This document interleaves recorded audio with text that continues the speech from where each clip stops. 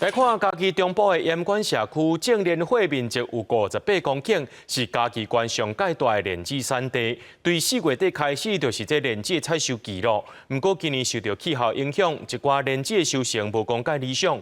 农民就讲呢，今年的产量可能只有去年的一半尔。一粒一粒粉红色的莲花，车民众来到莲花站翕相。虽然莲花开甲真水，也毋过要收成莲子的农民讲，今年嘉义地区会当收的莲子，甲旧年比起来，可能只剩一半。旧年啊，一架当的时，一个月听收差不多3500斤至3600斤左右，今年都剩下1800斤。这久来就毋捌拄过安尼，无来因这雨一收哦，伊拢100外斤，挑几十工的哦。即摆干一工100外斤，抢都毋捌拄过，都毋知啥钱。农民无用掰开莲苞，甲内底莲子摕出来。